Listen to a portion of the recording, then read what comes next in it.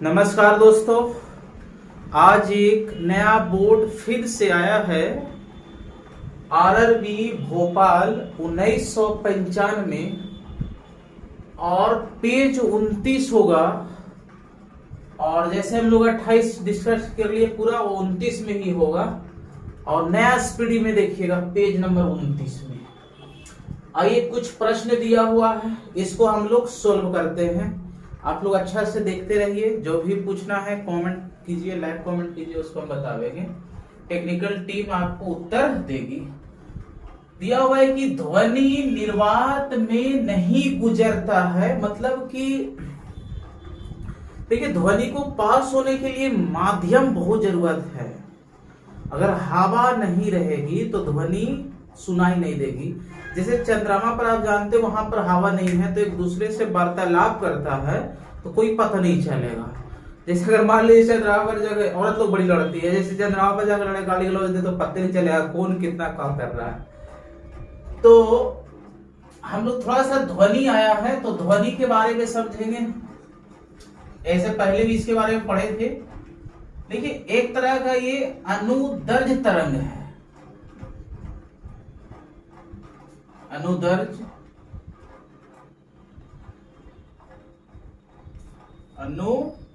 तरंग।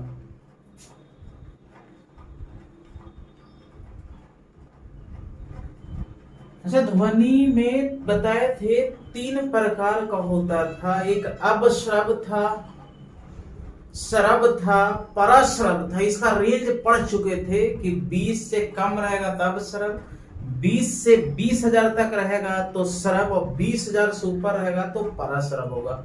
आज हम लोग कुछ अलग पढ़ेंगे। लिखिएगा ध्वनि का गुण। एक दो को गुण पूछता है, ऐसे 4 गुण होता है, लेकिन आपको 2 याद होना चाहिए। पहले लिखिएगा प्रबलता, प्रबलता, और दूसरा है तारतव्य, तीसरा है तारतम्य हो गया, और तीसरा आप लिखिएगा तीव्रता। यहां से डायरेक्ट खड़े प्रश्न ये पूछेगा आपको कि प्रबलता किस पर निर्भर करता है। तो प्रबलता आप देखिएगा आयाम पर निर्भर करता है, आयाम पर निर्भर। इसको आप याद रखिएगा। आयाम क्या होता है, देखिए जैसे ऐसे से कभी देखे होंगे, ये ध्वनि का है।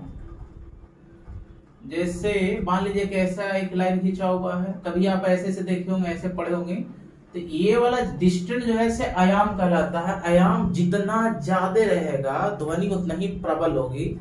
आयाम कम होगा, प्रबलता कम होगा। तो आयाम अगर आपको ज्यादा है तो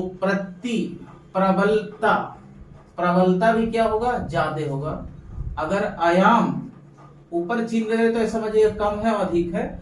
नीचे दे रहे हैं तो प्रबलता भी क्या होगा, कम होगा। इसको आप याद रख लीजिएगा। इसमें आप याद रखिएगा, ये आवृत्ति पर डिपेंड करता है, आवृत्ति पर निर्भर।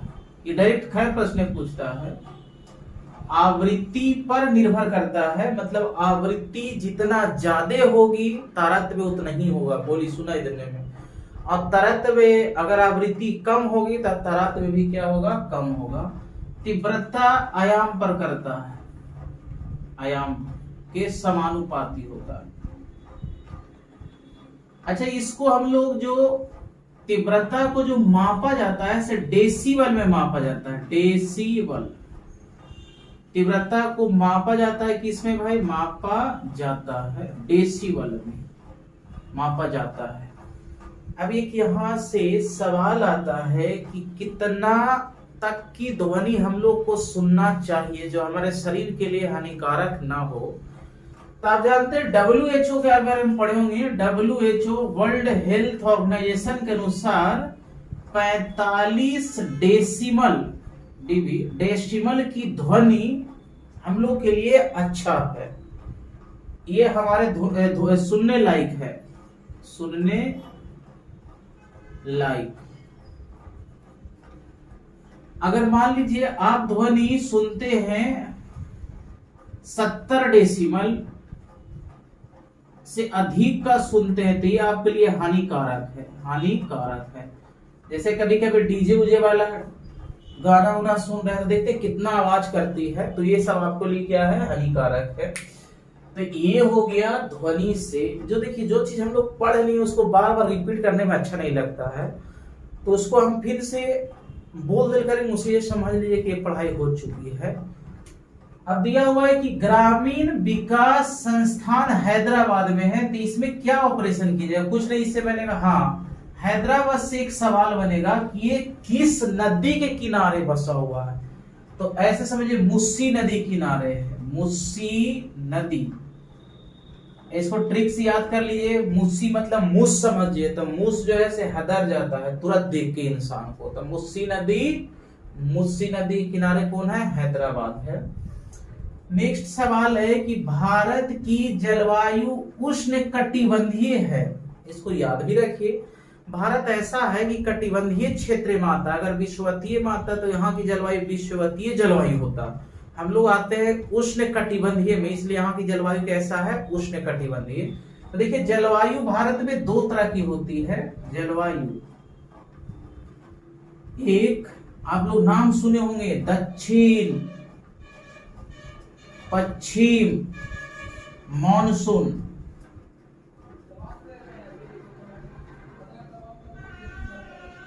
दक्षिण पश्चिम मॉनसून, और एक होता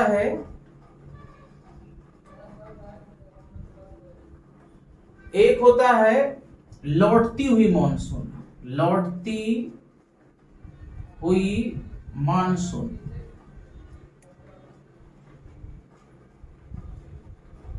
एक है लौटती हुई। तो भारत में देखिए दो तरह से सवाल पूछता है कि सर्वाधिक वर्षा जो कराता है इसे कौन कराता है, तो दक्षिण पश्चिम मानसून कराता है, ये लगभग 80% करा देता है। और ये उठता कहाँ है, तो बंगाल की खाड़ी से और अरब सागर में, और सर्वप्रथम जो वर्षा कराता है इसे केरल में कराता है, यहां से करता है सीधे फिर।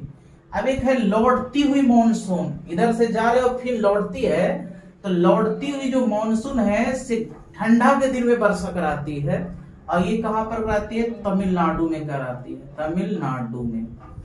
तो अब यहां से एक प्रश्न बनता है कि भारत में किस मानसून से बारिश होती है, तो आप डायरेक्ट दीजिएगा दक्षिण पश्चिम मानसून। और लौटती हुई मानसून से कहां पर वर्षा होती है, तमिलनाडु में, मतलब पश्चिमी पूर्वी घाट में, और इधर हो गया पश्चिमी घाट। इसको अच्छा, इसके बाद ये है, थोड़ा इसको नोट कीजिएगा।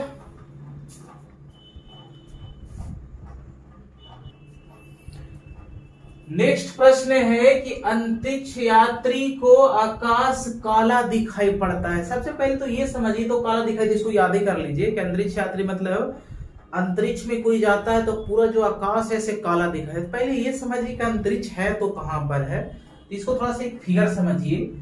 ये हमारी पृथ्वी है, ये हमारी क्या है, पृथ्वी। और इस पृथ्वी पर पेड़ पौधे देखिए ऐसे, देखिए तो इसमें पृथ्वी से जब ऊपर चलिएगा तो कुछ मंडल है। देखिए पहला जो मंडल आवेगा सिर्फ क्षोभ मंडल आवेगा, इसको लिखते चलिए, मोस्ट इंपॉर्टेंट। भले एक सवाल आया है लेकिन आप बहुत ज्यादा सवाल इसमें आ जाएगा। क्षोभ मंडल, या इंग्लिश में इसको बोलते हैं ट्रोपोस्फियर, ट्रोपोस्फियर। और इसके बाद आवेगा समताप मंडल, समताप मंडल, इसको बोलते हैं स्ट्रेटोस्फियर।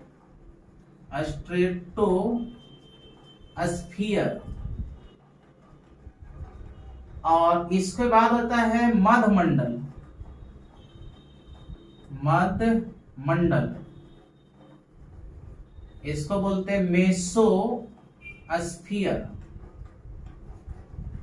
और एक है आपको आयन मंडल, आयन मंडल। और एक है बहिर्मंडल, ये तो बहिर्मंडल ऊपर सब हो गया, आयन मंडल से ऊपर है बहिर्मंडल। इसको बोलते हैं एक्सोस्फीयर, इसको बोलते हैं आइनोस्फीयर, आइनोस्फीयर। देखिए जो अंतरिक्ष जो शुरू होता है ये बहिर्मंडल में होता है अंतरिक्ष। अच्छा, अंतरिक्ष मतलब बहिर्मंडल होता है, तो इसी में सैटेलाइट वैटेलाइट सब भेजते हैं, अंतरिक्ष यात्री को वहीं पर भेजते हैं। ऐसा समझिए कि जिस पृथ्वी से अगर ऊपर हम लोग चलते हैं और जहां पर हवा खत्म हो जाए वहीं से अंतरिक्ष शुरू हो जाए, तो माना जाता है कि 400 किलोमीटर ऊपर या 200 किलोमीटर ऊपर जाइएगा तो हवा बिल्कुल खत्म, तो वहीं से अंतरिक्ष शुरू हो जाता है। अब यहाँ पर इतना चीज लिख दिए हैं तो थोड़ा सा सबके बारे में जानकारी होना चाहिए। देखिए क्षोभमंडल से सवाल जो बनेगा, देखिए ये पृथ्वी के नजदीक वाला सतह है, तो जितना आंधी तूफान बारिश गड़गड़ाहट जितना बिजली चमकना सब चीज जितना घटना होता है सब किसमें होता है? क्षोभमंडल में होता है।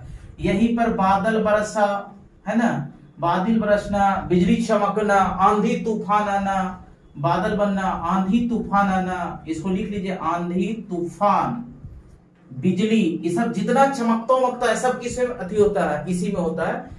इस संताप मंडल में आपको दो चीज याद रखना है कि इसमें ओजोन मंडल पाया जाता है, इसी में पाया जाता है ओजोन मंडल।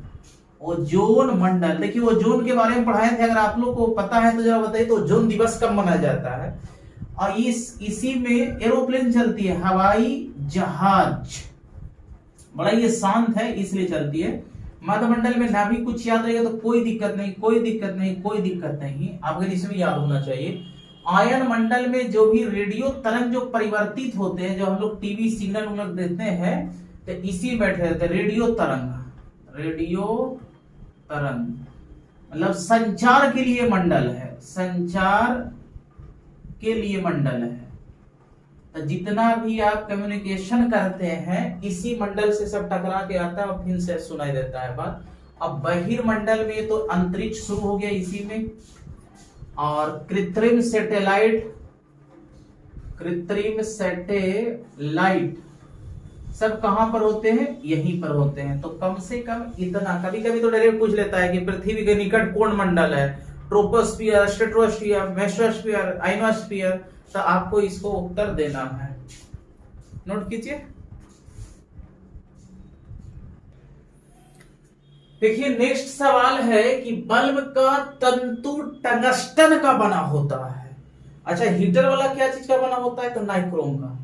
देखिए टंगस्टन आप देख लीजिए किसको बोल रहा है भाई, बल्ब का तंतु जो है से टंगस्टन का बना होता है। जैसे आप ये ऐसे देखे होंगे, ये वाला ऐसे से देखे नहीं वाला, तो यही है टंगस्टन, है ना। अब यहां से सवाल क्या क्या बनता है, इसमें दो चीज आया है, एक बल्ब आया है और एक टंगस्टन आया है। इससे और क्या सवाल बनेगा? पहला कि बल्ब में कौन सी गैस भरी जाती है? तो अक्रिय गैस भरी जाती है, अक्रिय गैस भरी जाती है। बल्ब फूटने पर आवाज आता है, कहते फूटे तो कौन गैस वो निकलता है भाई? अक्रिय गैस निकलता है, इसलिए आवाज आती है। ये तो बल्ब से बन गया। टंगस्टन से थोड़ा सा सवाल है, एक चीज और देखिएगा। टंगस्टन एक सवाल जानते हैं, ये तो बल्ब का तंतु ठीक है बना है, बल्ब का तंतु टंगस्टन का बना हुआ है। एक बार इसमें सवाल उलट के दे दिया कि इसका गलनांक कितना होता है, मतलब कितना डिग्री पर ये पिघल जाएगा। कभी कभी होता है ना कि जलते जलते बल्ब खत्म हो गया, फुस उड़ गया।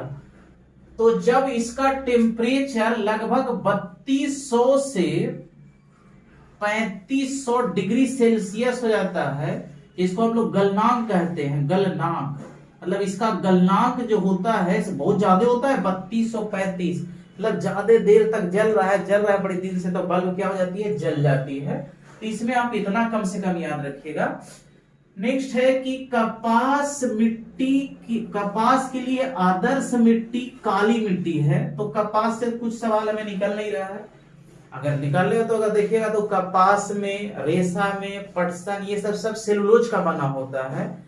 और जो जानवरों का जो रेशा होता है, जिसको उसकी खाल जो होती है से प्रोटीन की बनी होती है, ये तो अलग ही बात है। लेकिन देखिए काली मिट्टी से सवाल बना है, काली मिट्टी। अगर पिछले क्लास में पढ़े होंगे तो इसको बताए थे, स्थानीय भाषा में इसको रेंगूर मिट्टी बोलते हैं, रेंगूर मिट्टी बोलते हैं। अच्छा, इसका निर्माण जो हुआ है इसे बैसाल्ट चट्टान से हुआ है। बैसाल्ट मतलब बैसाल्ट चट्टान के टूटने फूटने पर ये मिट्टी बनी है, बैसाल्ट चट्टान, अभी याद रखिए इसको। और दूसरी बात कि इसमें इसका विस्तार कहां है पर भारत में, तो सबसे ज्यादा आपको विस्तार मिलेगा गुजरात महाराष्ट्र वाला क्षेत्र में, तो आप गुजरात याद रखिए। तो ज्यादा उधर है तो उधर भी कपास का उत्पादन भी होता है, आप जानते हैं। अच्छा, इसका रंग काला, काला रंग होता है ना। तो ये किसके कारण, तो जरा इसका नाम बताइए। तो आप इसका नाम लिख लिए टिटेनी फेरस, टिटेनी फेरस। टिटेनी फेरस के कारण इसका रंग क्या होता है, काला होता है। तो कम से कम इतना याद रखिए, काली मिट्टी है, बैसाल्ट चट्टान से बना है, टिटेनी फेरस के कारण काला रंग होता है, और ये रंगूर कहलाता है, रंगूर मिट्टी है, रेंगूर मिट्टी, सॉरी रंगूर। इसके बाद है कि रक्तचाप मापने के लिए स्फिग्मो मैनोमीटर का प्रयोग किया जाता है, ये भी पढ़ाया हुआ है। तो इसमें देख लीजिए, फिर से पढ़ाया हुआ है। तो समान, अगर मेरा पीछे वाला लेक्चर देख लोगे तो कितना क्वेश्चन अभी क्लियर हो गया होगा। समान रक्तचाप आप बताइए कितना होता है, तो 120/80 होता है। ये सिस्टोल होता है, इसका मतलब ये डायस्टोल होता है। अच्छा, इसमें हम लोग को मापने के लिए रक्तचाप किसको प्रयोग करते हैं, ये तो दिया हुआ स्फिग्नो मैनोमीटर। एक चीज और लिखा है कि सर्वप्रथम हेल्स ने घोड़ी का बीपी मापा था, घोड़ी का बीपी मापा था। इसमें और एक देखे थे, अगर मान लीजिए बीपी हाई हो जाता है तो इसका नाम बोलते थे क्या, हाइपरटेंशन। अगर आपकी बीपी लो हो रही है तो इसको बोलते थे हाइपोटेंशन। दोनों में टेंशन हो भैया, है ना। अब एक चीज है, बीपी हाई होना वही हृदयघात कहलाता है। बीपी हाई होना हृदयघात कहलाया, मतलब हार्ट अटैक आ गया, लो होना हार्ट अटैक आ गया। तो अच्छा, हार्ट अटैक आने की क्या कारण है, आजकल जानते हैं भारत में जो ज्यादा लोग मर रहे हैं हार्ट अटैक से ही मर रहे हैं। तो कई कारण है, जिसमें आप 2 कारण याद रखना। पहला, कोलेस्ट्रॉल की मात्रा बढ़ना। कोलेस्ट्रॉल मतलब वसा होता है, अगर वसा आप ज्यादा खाइएगा तो हार्ट अटैक की ज्यादा होने की संभावना है। और साल्ट की मात्रा अगर ज्यादा है तो आपको हार्ट अटैक होगा। तो साल्ट की मात्रा बढ़ना और कोलेस्ट्रॉल बढ़ना, ये आपको हार्ट अटैक का कारण बन सकता है। इसलिए आप कम से कम वसा खाइए, मांस मछली वाला ये सब कम सामान खाइए तो ज्यादा बेटर रहेगा। तो हृदय घात के कारण, तो NaCl का बढ़ना, मतलब नमक बढ़ गया।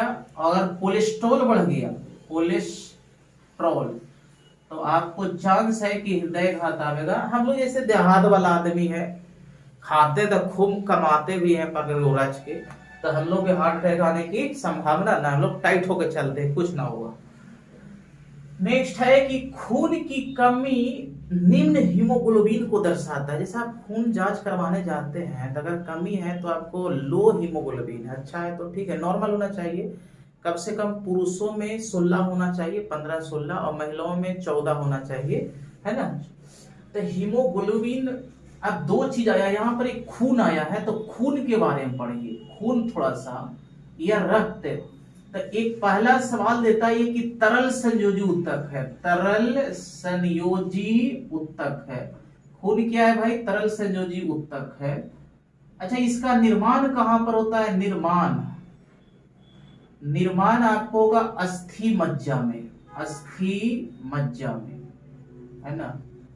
अच्छा, मानव शरीर में खून कितना होता है, तो 5 से 6 लीटर होता है। अगर भार के अनुसार कहे, ये मात्रा हो गया कि 5 से 6 लीटर होता है। अगर भार के अनुसार कहे तो 7 से 8% होता है। आप अगर भार है उतना, उसका 7 से 8% के लिए उतना खून की मात्रा आ जाएगा। तो इतना आप खून के बारे में भी इतना याद रखिए कम से कम, है ना। अब हीमोग्लोबिन आया, तो हीमोग्लोबिन से एक सवाल बनता है, हीमोग्लोबिन कि हीमोग्लोबिन में क्या पाया जाता है, तो आयरन पाया जाता है। क्या पाया जाता है? आयरन। यहां पर लिख रहे आयरन पाया जाता है फाउंड इन हीमोग्लोबिन। देखिए आयरन की कमी होगा तो सीधे हीमोग्लोबिन की कमी होगा, हीमोग्लोबिन की कमी होगा तो खून की कमी होगा। एक रोग भी हो जाता है एनीमिया रोग, खून की कमी से या बोले हीमोग्लोबिन की कमी से या आयरन की कमी से। कौन रोग होता है? एनीमिया, एनीमिया रोग। इसी के कमी से हो जाता है। चाहे तो आपको सवाल कई तरह से बोला कि हीमोग्लोबिन की कमी से क्या होता है? एनीमिया रोग। आयरन की कमी से क्या होता है? एनीमिया रोग। खून की कमी से मतलब कमी हो गया तो क्या होगा? एनीमिया। तो इसमें आयरन की गोली खिला देते हैं। चाहे हरी सब्जी लीजिए, हरी सब्जी में माना जाता है कि आयरन होता है। नेक्स्ट प्रश्न लगाया जाए।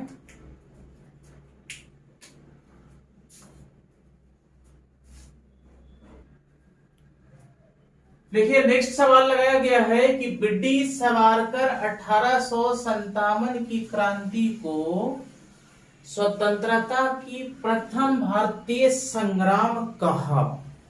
अब देखिए इसमें हम लोग दो चीज पर बात करना है। एक 1857 की क्रांति पर, ब्रिटिश सावरकर पर क्या कीजिएगा, तो 1857 की क्रांति के बारे में थोड़ा आपको नॉलेज होना चाहिए। देखिए अब यहां से जो प्रश्न देता है कि शुरुआत कब हुआ था, शुरुआत, तो इसकी शुरुआत अगर पता है तो आप लोग बताइए। 10 मई, ये मेरठ से शुरू होता है ना, मेरठ की छावनी से। अच्छा निर्धारित तिथि क्या थी? ऐसे शुरुआत तो पहले ही लोग कर दिया, लेकिन निर्धारित जो तिथि थी से 31 मई थी। मतलब लोग निर्धारित किया था कि 31 मई को हम लोग को विद्रोह करना है, लेकिन उससे पहले ही हम लोग कर दिए। कितना को? 10 के। अच्छा ये देता है कि 1857 क्रांति ब्रिटिश प्रधानमंत्री कौन था? ब्रिटिश प्रधानमंत्री, मतलब जब 1857 की क्रांति हो रही थी तो उस समय ब्रिटिश प्रधानमंत्री कौन था? पामस्टन, पामस्टन बिस्कॉट, ऐसा पूरा नाम था, बिस्कॉट पामस्टन, इसको याद रखिएगा। गवर्नर जनरल कौन था? गवर्नर जनरल कौन था? तो आप याद रखिएगा Canning, Lord Canning. Lord Canning के समय में हुआ था, यही जाके आगे वायसराय बन जाएगा। अच्छा यहां पर मुगल बादशाह कौन था? मुगल बादशाह कौन था? 1857 की बात है तो ये था बहादुर शाह जफर, बहादुर शाह जफर या द्वितीय। तो आप 1857 क्रांति में इतना याद रखिएगा, आगे और पढ़ेंगे, कभी कभी इतना याद रखिए, ठीक है ना। कह रहा है कि भारतीय संविधान में संसदीय व्यवस्था, संसदीय प्रणाली ब्रिटेन से लिया गया है। देखिए ब्रिटेन से कौन कौन लिए तो इसको एकदम रट जाइए पकड़ के। इसमें 3 चीज लिया गया है, तो तीनों चीज एकदम याद होना चाहिए। एक तो संसदीय प्रणाली, संसदीय प्रणाली, संसदीय प्रणाली मतलब कि इसमें, इस प्रणाली में जो प्रमुख होता है से प्रधानमंत्री होता है। एक और प्रणाली होता है अध्यक्षीय, तो उसमें जो प्रमुख होता है मतलब हेड जो होता है नेशन का, से राष्ट्रपति होता है। जैसे आप नाम सुने होंगे, अमेरिका में अध्यक्षीय है, ब्राजील में अध्यक्षीय है, श्रीलंका में, उन लोग के ज्यादा देखते होंगे श्रीलंका में भी अध्यक्षीय है। तो वहां के राष्ट्रपति बड़ी हाईलाइटेड रहते हैं, डोनाल्ड ट्रंप आ रहे हैं तो ये आ रहे हैं, जो बाइडेन आ रहे हैं, लेकिन भारत में प्रधानमंत्री ज्यादा हाईलाइटेड रहता है। तो ये है संसदीय।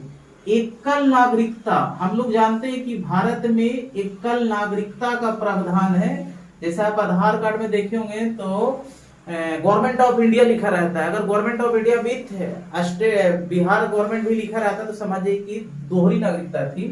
तो दोहरी नागरिकता नहीं, एकल नागरिकता। और एक विधि निर्माण की प्रक्रिया, विधि निर्माण प्रक्रिया।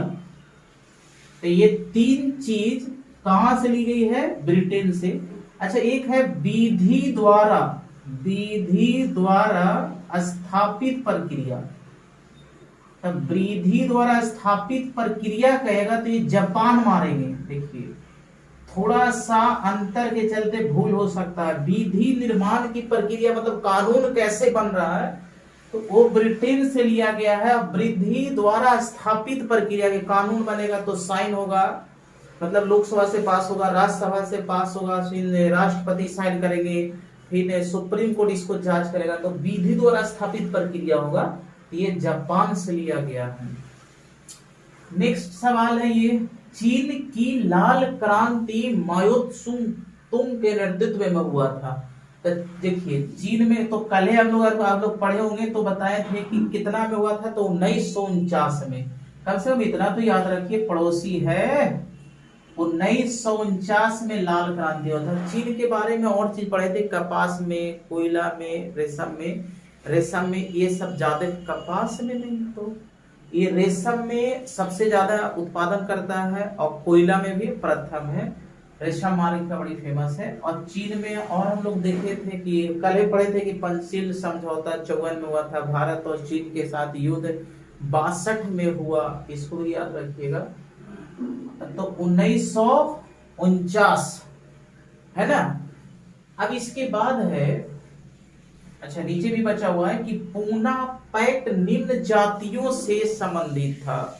तो आपको तो याद रखिए कि पूना पैक्ट कब हुआ था। पूना पैक्ट ये तुरंत समझ में आ रहा है, तो 1932 में हुआ। ये महात्मा प्लस बी आर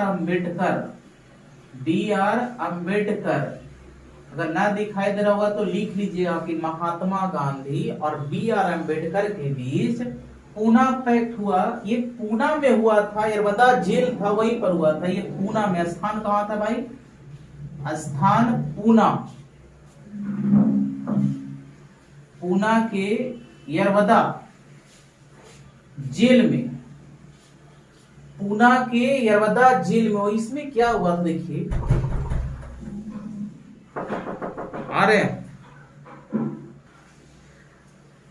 तो 1932 में हुआ था, ठीक है ना। तो इसमें क्या हुआ कि आप 1932 में देखिएगा कि एक वहां का ब्रिटेन का जो प्रधानमंत्री था, रैमजे मैकडोनाल्ड के नाम सुने होंगे, तो दलितों के लिए कम्युनल अवार्ड घोषित किया। इसमें क्या होता था कि दलित के लिए एक अलग निर्वाचन मंडल होगा। तो इससे महात्मा गांधी बड़ा ही नाराज हुए कि भाई दलित भी अलग से वोट लड़ेंगे और चुनाव जीतेंगे। इसी नाराजगी को दूर करने के लिए भीमराव अंबेडकर और महात्मा गांधी के बीच ये क्या होता है, समझौता होता है। और स्थान कहाँ था, यहाँ पर था। तो इसमें क्या हुआ भाई, क्या हुआ, इसको लिख लीजिए क्या हुआ।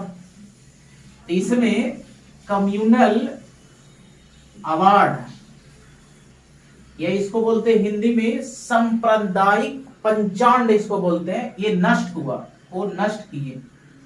और दलितों के लिए आरक्षण की सीट बढ़ा दी गई।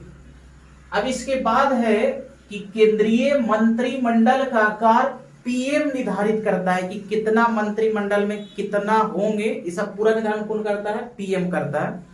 तो प्रधानमंत्री से बात आई है, तो थोड़ा सा प्रधानमंत्री के बारे में थोड़ा समझिए। देखिए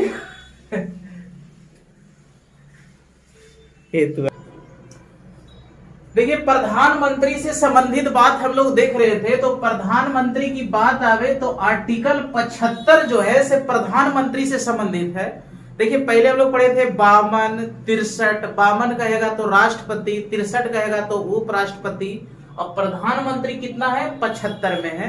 तो इसमें दो चीज याद रखिए, इसका नियुक्ति कौन करता है, नियुक्ति अगर इस्तीफा देना है ना, अगर मान लीजिए नियुक्ति करना है, इस्तीफा देना है, शपथ की बात आवे तो आप क्या मारिएगा, सब राष्ट्रपति करता है। अच्छा इसमें आप लोग बताइए कि मिनिमम कितना एज होना चाहिए कि राष्ट्रपति बने। तो लोकसभा से जब चुना जाएगा तो कम से कम 25 साल होना चाहिए, और राज्यसभा से जब चुना जाएगा तो कम से कम उसको 30 साल होना चाहिए। इस तरह से वो बन जाएगा। नेक्स्ट प्रश्न थोड़ा सा लोड किया जाए। देखिए 3 प्रश्न और बचा हुआ है, थोड़ा डिस्कस कर ले हम लोग इसको। दिया हुआ है कि पाकिस्तान के साथ सीमा राजस्थान बनाता है। तो देखिए पाकिस्तान के साथ जो भारतीय राज्य है से 4 भारतीय राज्य सीमा बनाता है। इसको आप याद कर लीजिए, आप इसको ट्रिक्स याद रखिएगा। पंगु राज्य, ये पाकिस्तान कैसा भाई, पंगु है भाई, सब पंगा लेते रहता है, तो पंगु राज्य। अब पी से प से पंजाब देखिएगा, पंजाब भी बनाता है, पंजाब के साथ भी लगा हुआ है। गु से गुजरात, और रा से राजस्थान, राजस्थान, और ज से जम्मू कश्मीर, ये केंद्र शासित अब बन गया जम्मू कश्मीर। आप यूटी बोल दीजिए, यूनियन टेरिटरी, है ना। अब देखिए पाकिस्तान आया, तो पाकिस्तान के बारे में थोड़ा सा नॉलेज होना चाहिए कि ये पाकिस्तान शब्द का सर्वप्रथम प्रयोग किसने किया था। तो 1933 में चौधरी रहमत अली किया था। 1933 में चौधरी रहमत अली किया था। ये खड़े प्रश्न में पूछता है कि पाकिस्तान शब्द का यूज कौन किया था, तो चौधरी रहमत अली। कब किया था? 1933 में किया था। अच्छा, पाकिस्तान की मांग जो हुआ भारतीयों से किस अधिवेशन में हुआ था? एक 1940 का अधिवेशन हुआ कराची का, मोहम्मद अली जिन्ना इसका अध्यक्षता करता है और सीधे पाकिस्तान का मांग करता है। तो इसको भी थोड़ा सा लिख लीजिए। 1940 के अधिवेशन, मुस्लिम लीग का ये हो जाएगा, एक कराची में होता है, कराची में, वहीं पर पाकिस्तान का मांग करता है। तो इसको अपने से लिख लीजिए कि पाकिस्तान की मांग कितना में हुआ था? 1940 में। और 1940 से ये सब मतलब रोक पकड़ लेता है इन लोगों कि हमें पाकिस्तान चाहिए, पाकिस्तान चाहिए, हम भारत के साथ नहीं रहेंगे। नेक्स्ट है कि विश्व का सबसे मीठा झील सुपीरियर झील है। तो अब देखिए विश्व का ये सुपीरियर है, तो थोड़ा सा भारत के बारे में समझ लीजिए कि भारत का अगर मीठा झील कहेगा, भारत का मीठा झील अगर नहीं दिखाएगा तो लिख लीजिएगा, ये बुल्लर झील है, बुल्लर झील। और खारा झील कहे, भारत का खारा झील, तो आप सांभर झील मारिएगा, ये राजस्थान मिलेगा, ये जम्मू कश्मीर में, और ये आपको राजस्थान में मिलेगा। अच्छा, कुछ झील का नाम बताते हैं, आप उसका उदाहरण बताइएगा कि लोकटक झील कहां पर है, आप कमेंट करके बताइए। लोकटक झील, तो ये मणिपुर में है, इसको भी लिख लीजिए। लोकटक झील है मणिपुर में। अब ऐसे याद रखिए इसको कि लोगों का टक टक ध्यान कहां पर रहता है भाई? मनी पर रहता है कि भाई जितना मनी आ जाए, है ना। इसके बाद एक देखिएगा, आप देखिएगा लोनार झील, ये मोस्ट इंपॉर्टेंट है, ये महाराष्ट्र में झील पड़ता है। ऐसा माना जाता है कि उल्का पिंड गिरने से इसका निर्माण हुआ था, लोनार झील का। अच्छा, एक उड़ीसा में झील है, उसका आप नाम बताइएगा, कटक कौन झील है उसका कमेंट करके आप बताइए, उड़ीसा में, ठीक है ना। अब पुलिकट झील तमिलनाडु में मिलेगा, है। अब इसके बाद हम लोग लास्ट सवाल की ओर चलते हैं, उसके बाद हम लोग गुड नाइट गुड बाय चल गए हैं। सिकंदर का मृत्यु बेबीलोन में हुआ था। तो सिकंदर से कुछ कुछ पॉइंट आपको याद होना चाहिए। 1 मिनट।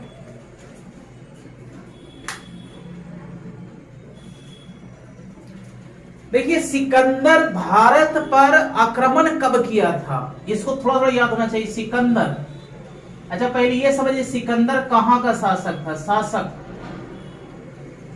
ये मकदुनिया का था, मकदुनिया, यही विश्व विजेता बनना चाहता था। भारत की ओर आगमन हुआ कब इसको? तो आप याद रखिएगा 326 बीसी में, एडी में नहीं, बीसी में है, ईसा पूर्व में, लगता है आज से लगभग 2300 वर्ष पहले की बात है। अब भारत से कब गया? भारत से प्रस्थान मतलब यहां से लौटा कब? तो आप एक साल घटा दीजिए, 325 बीसी में गया। अच्छा, भारत में कितना मन तक रहा? भारत में रहा तो आप याद रखिएगा 19 माह रहा। कितना माह? 19 माह। यही जब वापस जा रहा था तो इसका मृत्यु कहां पर हो जाता है? बेबीलोन में हो जाता है।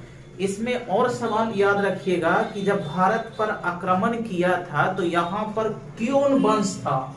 भारत में कौन वंश था? भारत में वंश, तो आप याद रखिएगा उस समय घनानंद था, है ना, उस समय नंद वंश चल रहा था, नंद वंश, और नंद वंश का जो शासक था घनानंद था, घनानंद।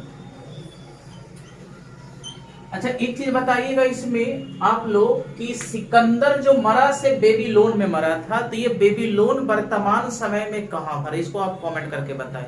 अब आज के लिए 2 प्रश्न है, एक प्रश्न लीजिए, एक प्रश्न आपको दे रहे हैं, उसको आप लोग कमेंट के माध्यम से लाइव कमेंट मत कीजिएगा, जो कमेंट बॉक्स है उसमें आप भेजिएगा, उसको हम देखेंगे क्या क्या दिए हैं। तो एक लास्ट सवाल है, इसको आप लोग कमेंट इसको कीजिएगा कि जैसे भी देखिए कि बुल्लर झील, बुल्लर झील को मीठा झील है, तो मीठा झील होने का क्या कारण है, इससे कौन नदी प्रवाहित होती है कि जो हमेशा ये मीठा बनाए रखता है। देखिए कोई भी झील अगर मान लीजिए खड़ा है तो उसमें आप जानते हैं बाष्पन होगा, तो बाष्पन होगा तो साल्ट की मात्रा बढ़ेगा तो खारापन आ जाता है, लेकिन अगर उसमें नदी अगर प्रवाहित होते रहती है तो वो क्या होगा भाई, वो मीठा बना रहता है। तो आप ये बताइएगा कि बुल्लर झील से कौन नदी प्रवाहित होता है जिसके कारण यह मीठा होता है। तो आज की क्लास यहीं तक, गुड नाइट, ठीक है ना, इसको आप जवाब भेजिएगा। धन्यवाद, थैंक यू फॉर वॉचिंग।